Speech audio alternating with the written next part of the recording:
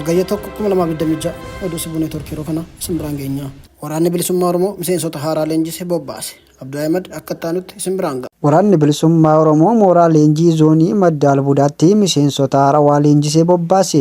Jaarmiyaan ABO'n sadarkaa qabsoo bilisummaa Oromoo irra geesseen humna Oromoo gitu horachuuf gooticha waraana bilisummaa Oromoo zooniilee waraanaa hunda keessatti leenjisee bobbaasuu itti fufuun zoonii madda albuudaa keessatti tibba kana kaadhimamtoota waraana bilisummaa Oromoo yeroo dheeraaf leenjii kennaafii ture xumursiisuun eebbisee bobbaasee jira.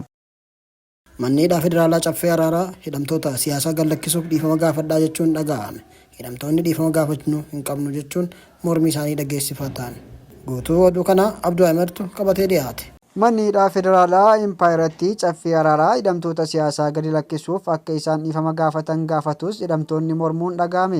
Manneedhaa Federaalaa Impaayiratti Caffee Araaraa hidhamtoota siyaasaa gadi lakkisuuf akka isaan dhiifama gaafatan gaafatus hidhamtoonni akka tokko malee himanni irratti baname immoo mormuun maddeen ifoomsan. Mootummaan garboonfataa Impaayiratti muddamaa gama maraan isa mudate irraa ka'uun Manneedhaa Federaalaa Impaayiratti kan ta'e Caffee Araaraa keessatti hidhamtoota siyaasaa yakka tokko malee maqaa adda addaan himata irratti bane hiikuuf ulaagaa dhiifama gaafachuu kaasee kan ture ta'us hidhamtoonni siyaasaa immoo yakka tokko malee hidhamne jechuun yakkaan akka hin qabnee fi dhiifamni gaafatan akka hin jirre mormuu maddeen itti dhiyeenyaan beekan arrataa biyyoolessa Oromiyaaf ibsaniiru. Akka maddeen odeeffannoo ANM jedhanitti bulchiinsi mana hidhichaa adoolessa 30 bara 2026 yakka ittiin shakkamtan yookiin sababa ittiin hidhamtanitti gaabbitanii dhiifama gaafadha nu waliin hojjedhaa jechuun hidhamtoota siyaasaa duratti ulaagaa kana kaasus hidhamtoonni kunneen immoo yakki nuti raawwanne hin jiru dhiifamni nuti gaafannus hin jiraatu jechuun mormii isaanii ifatti dubbataniiru. Hidhamtoonni siyaasaa kunneen hiikamuun isaanii kan inni danda'amu seeraa fi haqaan malee yakka raawwatanii itti gaabbuun dhiifama gaafatan kan hin qabnee fi tooftaa mootummaan Itoophiyaa fayyadame kun muddamaa siyaasaa Impaayiratti mudatu ta'uun ifoomeera. Bulchiinsi mana hidhichaa fi qaamolee mootummaa dhimma kana irratti ibsa bal'aa fi deebii gaatee amma deebisanitti haalli mana hidhaa Caffee Araaraa keessatti uumame kun sodaa fi waraana xiinsammuu uumaa akka jiru maddeen odeeffannoo ONM gabaasaniiru.